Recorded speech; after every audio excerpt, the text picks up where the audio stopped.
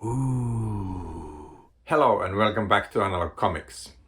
I'm going to do now a comic haul. I wasn't supposed to do that. I had an idea for 4 different other type of videos. But since my last video about this series, The Killer, I got double amount of views. Maybe it was the combination of The Killer and the Netflix in the title that attracted people here.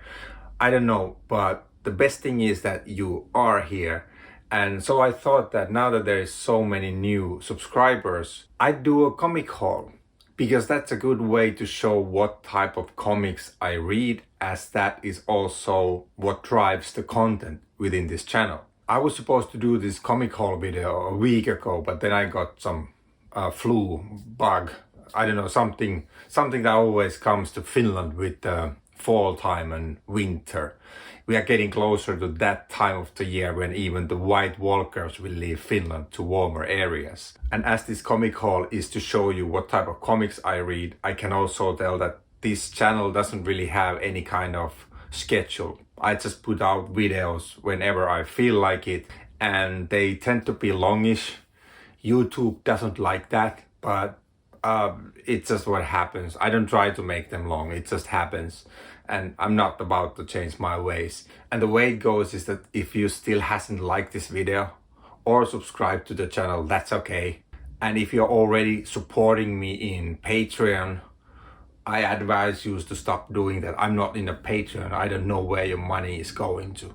But okay, that's enough babbling. I have quite a big pile of comics here, and it contains two themes. It's like 50-50. The first part is about completioning. I realized that I have way too many comic book series that aren't finalized. I mean, the comic book series are finalized, but I don't have all the parts, although I'd like to read them. So I decided to make a big push, map out all those series and then start filling them. I want to see the end of it. I want to see them completed. Now you might think that that isn't that hard. You just order what you don't have, but that's not me. The problem with me is that I think that way. It's easy to complete the series. Just order what you don't have. And I am like that until the moment I make the purchase. Then I end up ordering 30 new series, each volume once, and the next time I do the same mistake. I'm not sure if it's a mistake, but that's a habit I have when ordering. So now I decided to put stop on it and actually finish those series. The last part of the pile is something that I got from the local comic book store. And that was just out of disappointment, because I went in there to buy one comic book, just one comic book, and I didn't get it. They didn't have it. I know that it's already out, and they say that almost every other place has it, but they don't have it yet. So I did the only possible thing at that point, and I rage bought so many other comics that I felt a little bit better. And that'll be the last part of the pile. I think that might take the longest time, although it's the smallest piece of the pile. Because they are European albums, it means that even to a small pile you can fit many different single albums. But I think that's all about the yada yada and blah blah blah, and now we'll look at the comics. And just as I started, I can hear that my neighbor just started the chainsaw. So that might be the sound you hear in the background. Chopping some wood for the winter there. First thing in the pile is Pluto. And this is the volumes from 2 to 8. And I've had the first volume a long time. And it was one of those series that when I read that first volume, I just knew this is going to be good. It was so well written, beautiful art, and it just took the time. It took the time to show the mystery that the story is about, but it also took time to build the characters. Like the second robot, the second target in the story, the one playing piano and so on. I thought that this is beautiful. I hope that there is more stories like that, when there is no hurry. There is time for the writer just to build the whole thing. And this whole series is 8 volumes. So now I got the missing volumes from 2 to 8. And the reason why it took me so long time to get these is that every time I tried to order them, there was always some volumes missing. I never found the whole series in one go, and I was afraid to order. Sometimes these things, they just go sold out and then you never see them again. So I wanted to make sure that I get all of them or nothing. And now they're here. And the next thing I'm getting completed here is Invisible by Robert Kirkman. I always remember to say that I don't like superhero comics. That's not entirely true. And I also say that I don't read them, and that's not entirely true, but I am very picky about them. And it seems that every time I read a superhero comics, they are not Marvel DC. There's something else. I've had the first volume a long time, and I read it, I liked it, and the reason why I even tried to read this was Kirkman. I read the Walking Dead series digitally some years ago, and I really liked the way he approached the whole subject of zombies, because it was not about the zombies, it was about the people just in a very bad situation. Well, I just hope that he has the same kind of style and strength as a writer when it comes to superheroes.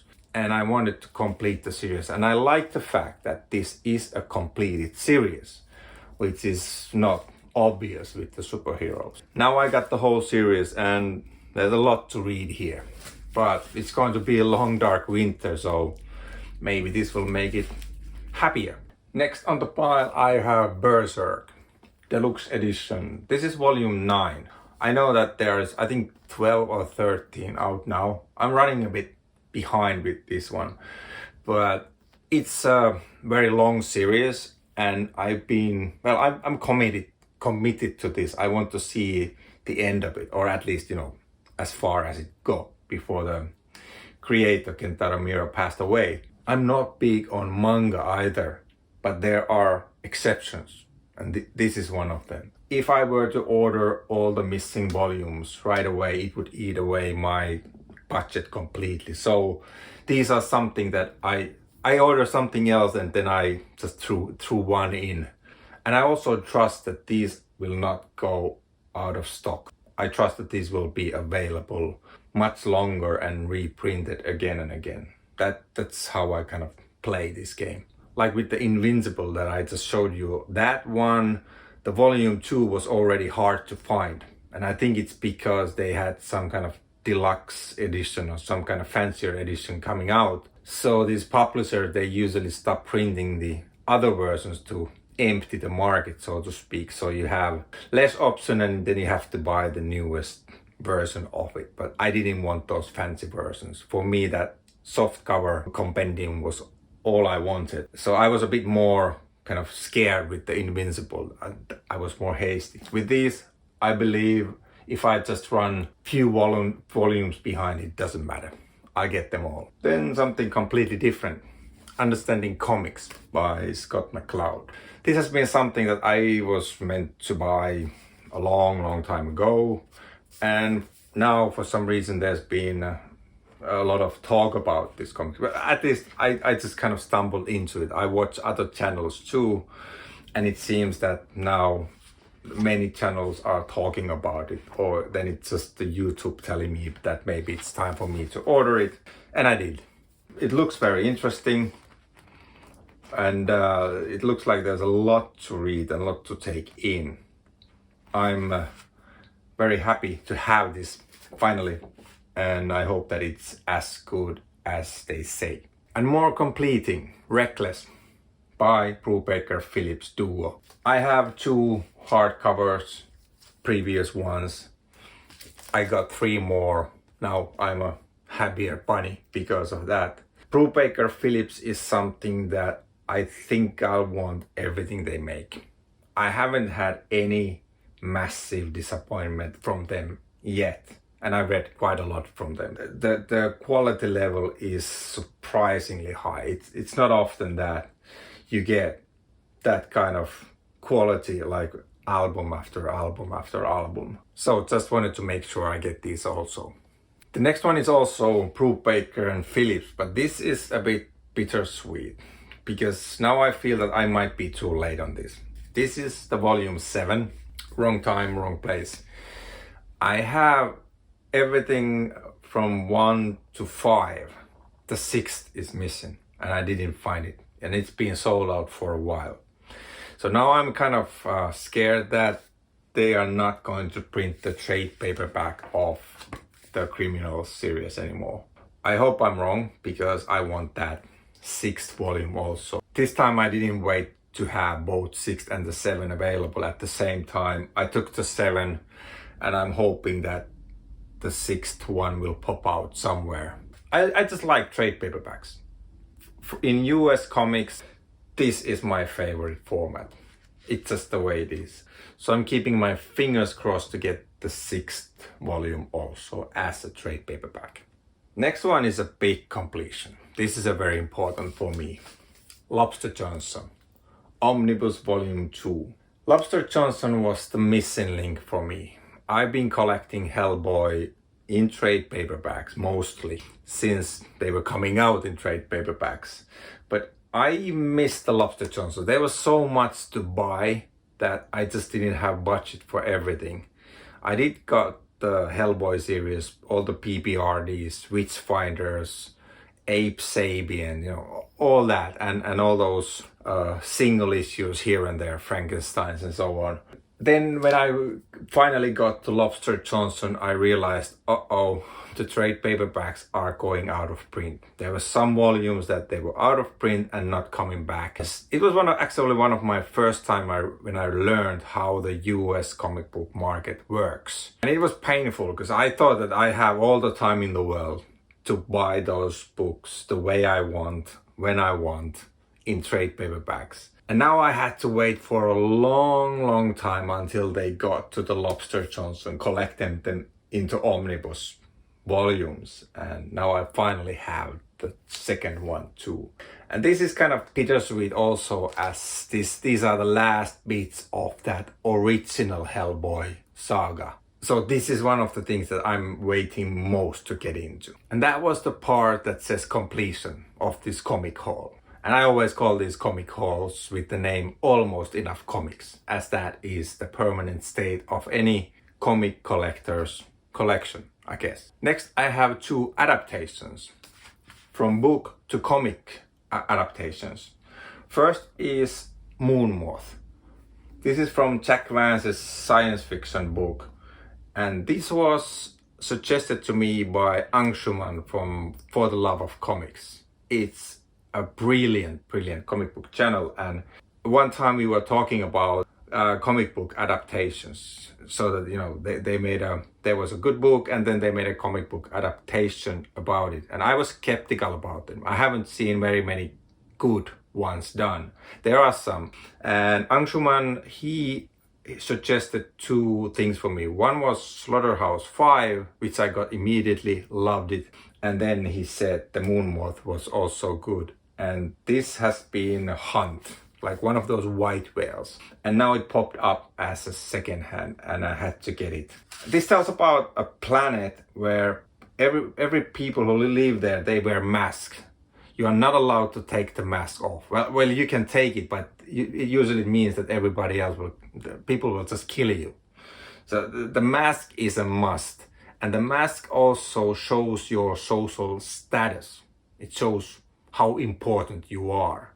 And the way people discuss is that they have these many different small instruments. Each of those instruments are meant for particular social like meetings.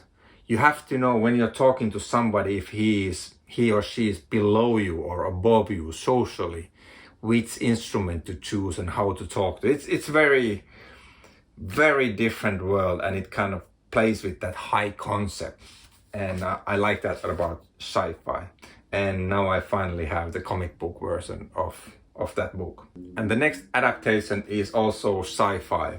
Cixin Liu is a Chinese sci-fi writer, very popular at the moment. Many of his books are translated into Finnish, and I can see them in the Finnish bookstores. He has his own shelves basically now. And many of the books also have been turned into movies. I think that they are visually really good looking, but as a movies, maybe it's me, maybe it's movies, but nothing special. But that's the thing about adaptation. It doesn't mean that if the book is good, that the movie is going to be good. And the same thing about the comic book. Anyway, this is called For the Benefit of Mankind, and I did not buy this because of Cixin Liu. I have never read anything from him, and I've only seen those kind of bad movies made from his books.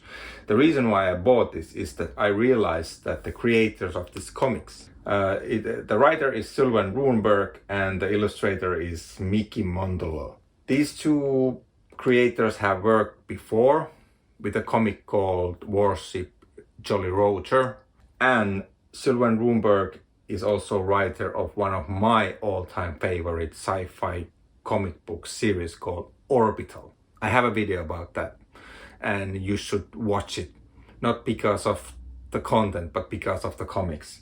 It actually might be my first video. The quality is, well, it is what it is, but the comics are superb, and Runeberg is the writer. That's why I got this. The idea behind this book is that there are more than one Earth, and the other planets, they have more advanced people living there. And one day they announce that they're coming to Earth and they're going to take the Earth for them, and human beings will be the slaves. And they also inform that after they take over, that the quality of life will be determined by the poorest people on Earth. That one single person. So it means that humanity has to suddenly kind of redistribute the whole wealth evenly to everybody, like in a panic. And they also inform that everyone who disagrees with their idea, they will be killed for the benefit of mankind. So I like the premises of this book. I have yet no idea if it's any good, but at least I like the writer and the artist. And now we start descending deeper and deeper into the European comics area. Torgal by Jan van Hamme and Rosinski. But this also has to do with completing a series, because I have decided that I want to have everything from Jan van Hamme. He is one of my favorite writers, and he has a habit of choosing really good artists for his stories. And these albums, they are like double albums.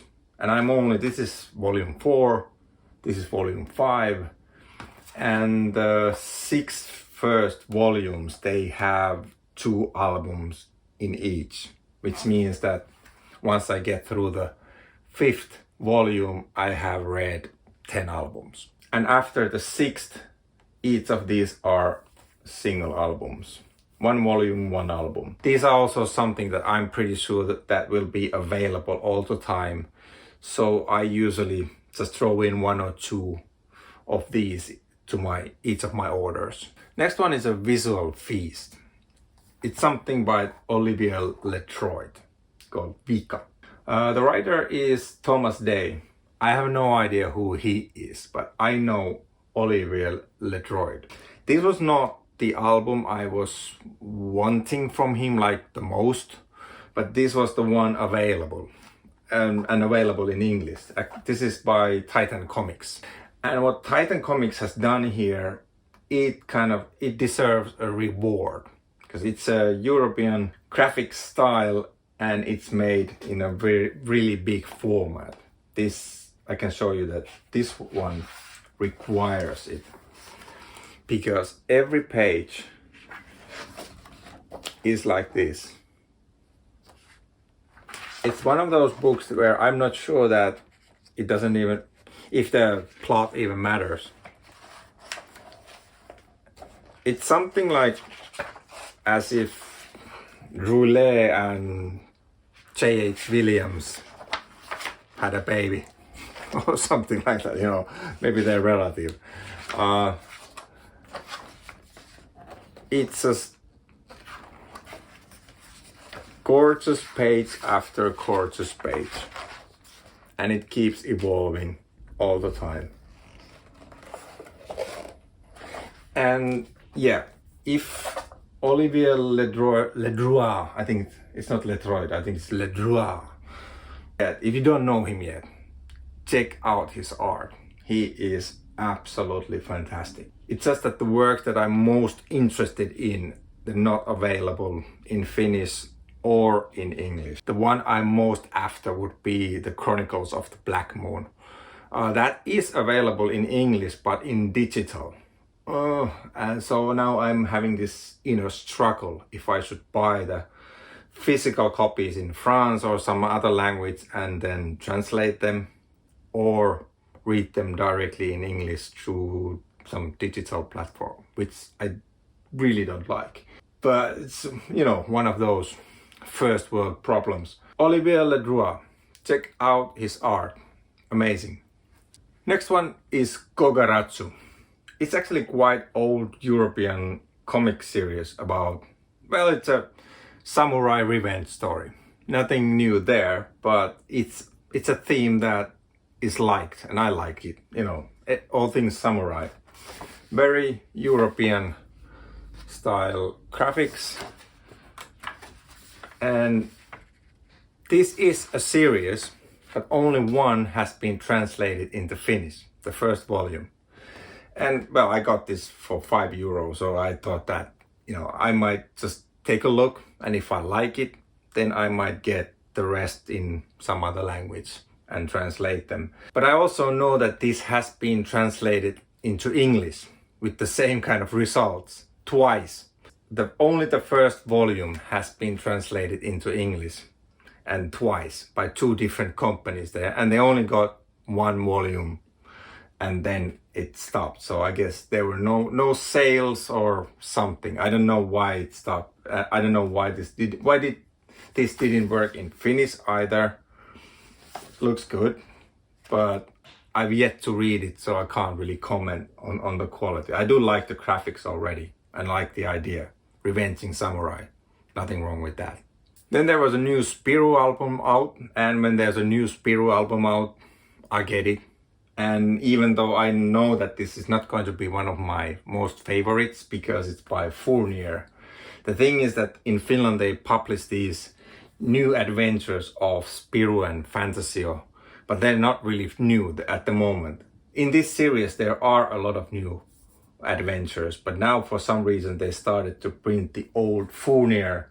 I think these are from 70s, somewhere there. Fournier was the person who kind of got to do the Spirou after Frank Wynne left the series. He's a really good artist, but not really good writer. And I hope that they run out of his old stories soon. I think there's only 2 albums that hasn't been translated yet from Fournier. After that, they have to come back in line and start releasing the actual new adventures of Spirou. Those are the ones that I'm waiting. Completely new creators getting a completely new kind of fresh ideas to this old series. And I give you an idea of the graphics. It looks the way it should, but it's just that at least so far the writing has been kind of meh. Next is not something about completing, it's more like continuing. I already had one part of Dungeon. It was a 2-volume, like one volume had 2 albums, and this is the same. This is early years. The one that I have previously is the Zenith series, which talks about the time when the Dungeon as a business was at its height, the peak. And this is before the Dungeon was, and these are the stories like how the Dungeon became to be. I really liked the first album, the Zenith years, and it was funny. I really had fun time reading it. It had really this really dry humor. That's my thing. Really dry humor, and I hope this has the same. And the main names here are Johan Sfar and Louis Trondheim. I'll show you some of the graphics. Here you go.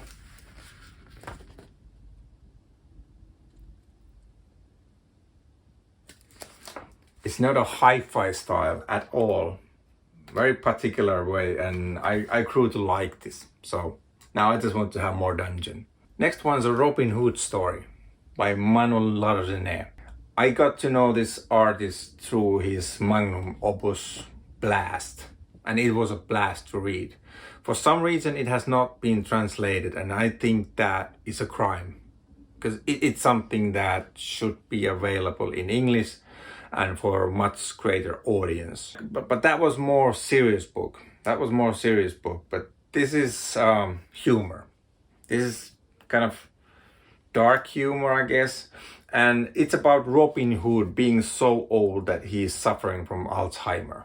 And Robin Hood is still trying to do the same thing, you know, steal from the rich and give for the poor. But he is a bit messy and confused because of the Alzheimer and the times. As you can see, he's so old now that the people going through the forest, they are the regular, everyday people like now, the tourists. And he ends up killing quite a lot of them, just by accident and so on. And here is the graphics.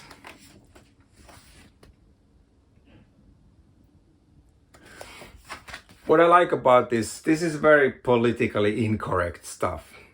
It has a very European kind of a cartoony style, but the jokes are really dirty. This laughs at every direction. I'm liking Manu Larsen more and more. I want more from him. He just feels like it doesn't matter what type of stuff he does, he has quality in writing.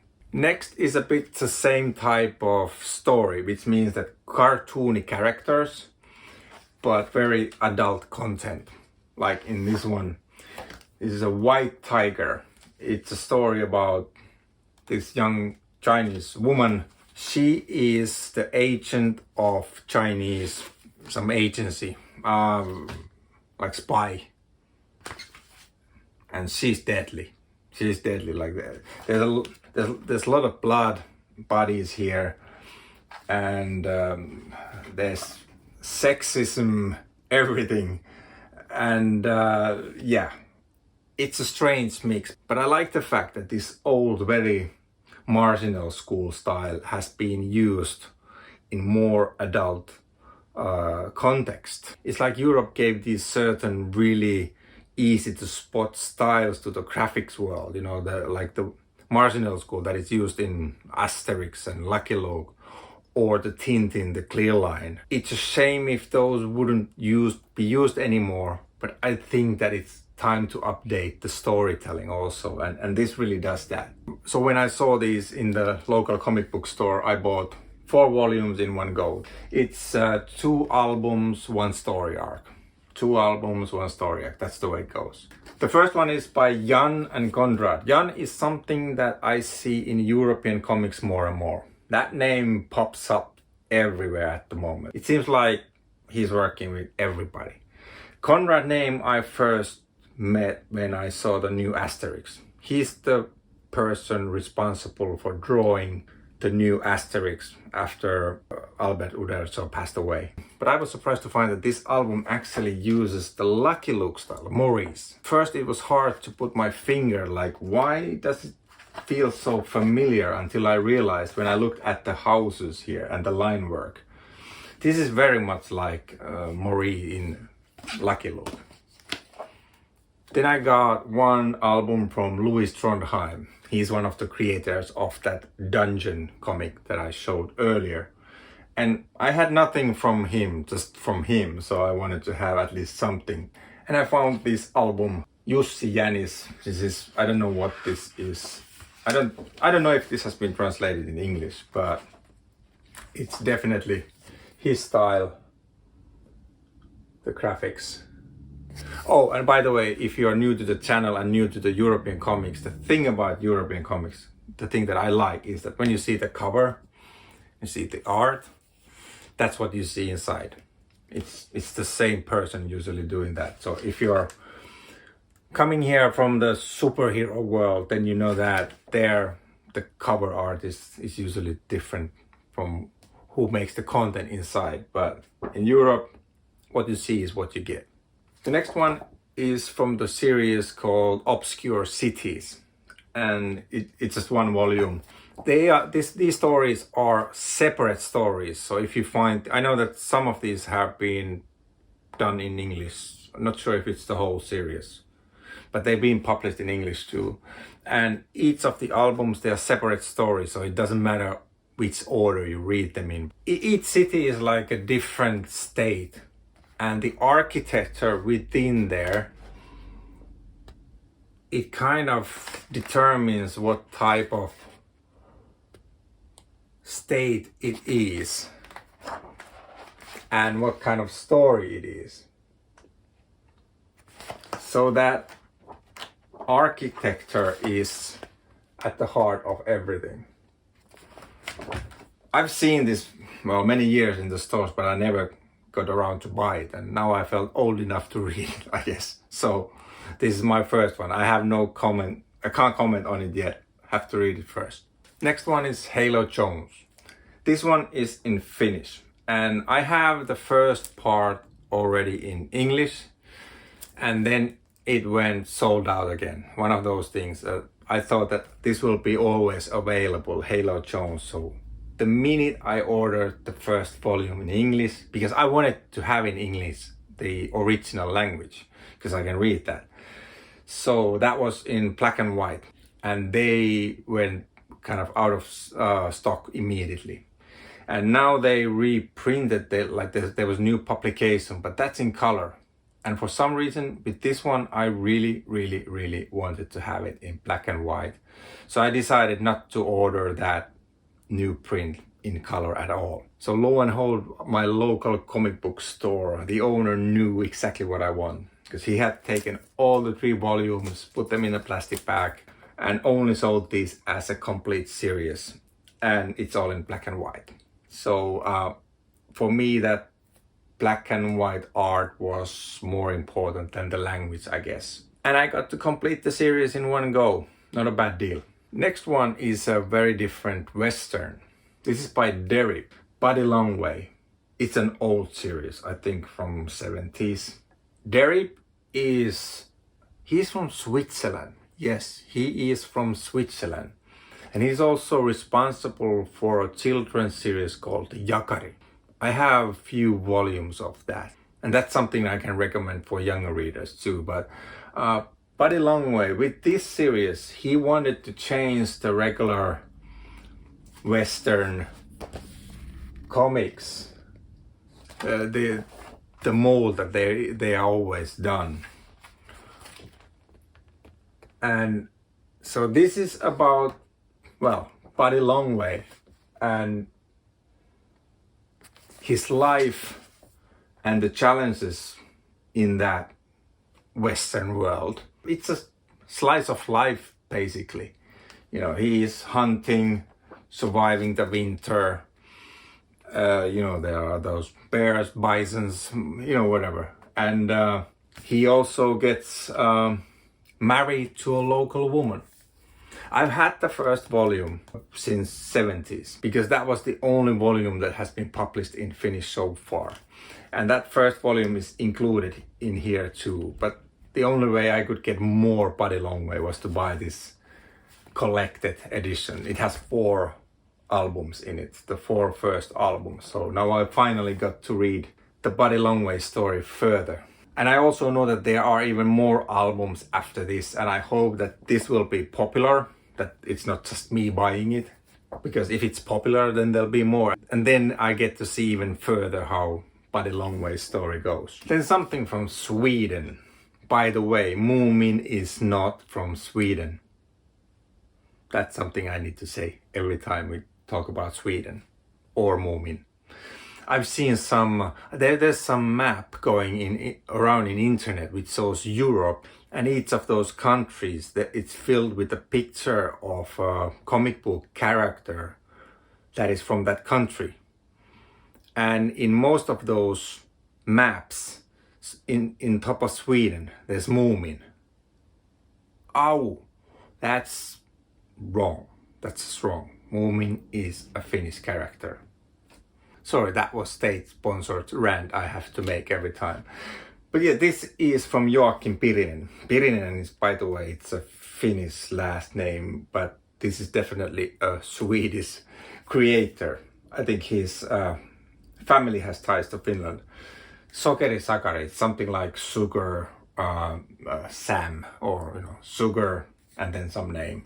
I read this in my teens, and it was one of those first comics that made me laugh with tears in my eyes. It was so dry humor. It wasn't dry. It was black as night humor, and it was politically one of the most incorrect things I have ever seen.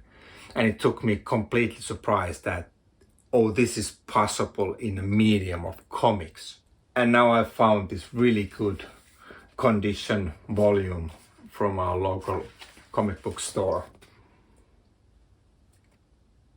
I mean, this has to be some kind of legend within the Swedish comic book world. But I've also seen televised some like a live play, like a stage play made from this. And I remember laughing at that too, with tears in my eyes. And now I just wanted to get back to this. Like, I'm not 15 anymore. I'm 50.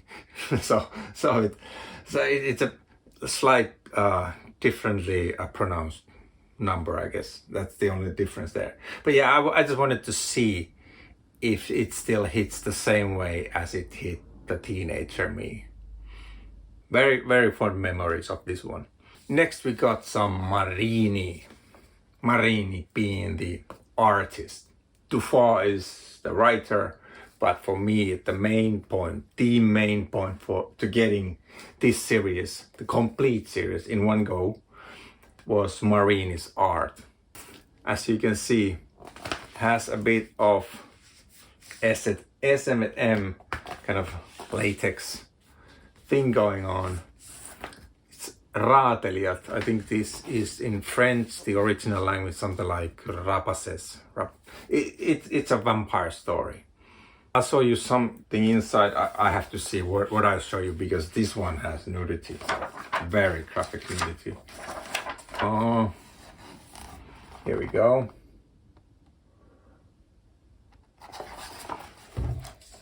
I've had Marini's art before. When he did it with Smolderen. There is an omnibus called The Gypsy with the same artist and a different writer. And I have also from Smolderen and Marini a lesser known book called Negative Exposure. But now I finally got this one, this series. And it was the same thing. The owner, he knew what I wanted, and he had collected all these 4 into one pile and only sold them as a complete series. And then we're down to one, which is Yokochuno, one of the European greats, by Roger Le Loup. Roger Le Loup was an assistant for Hergé, the creator of Tintin. He was working in the Hergé studio, and he was drawing lots of the technical gear, like the airplanes or cars, to those backgrounds. And Roger Le Loup loves all the technical stuff. And he created his own character called Yokochuno. This just came out, so he's still putting out content. And in this particular album, he has chosen these angles so that he can draw big planets, big ships. That's just his thing. I was just kind of fiddling through this album, I haven't read it yet, but I can say that I think Roger Le Loup has to be over 80 years or something. He's been around so long, but somewhere here, like in the faces, heads or something, I can see the age, like the creator's age coming in. But all the sci-fi stuff is still top notch. And that concludes my haul. And I'm pretty sure this was kind of a really long one too, but there was a lot to show. But at the same time, you got to see what I am as a reader. I really, really love European comics. That is my main thing, but it's not the only thing. I'm getting more and more into US comics. I read them quite a lot already, and I'm kind of learning manga I'm still a noob in that very much. I'm not doing this channel just for the European comics, but there'll be, I think the portion of that will be heavier, at least for some time now, just so you know. But if you're still here, I'll thank you for watching and I'll see you in the next one. Bye.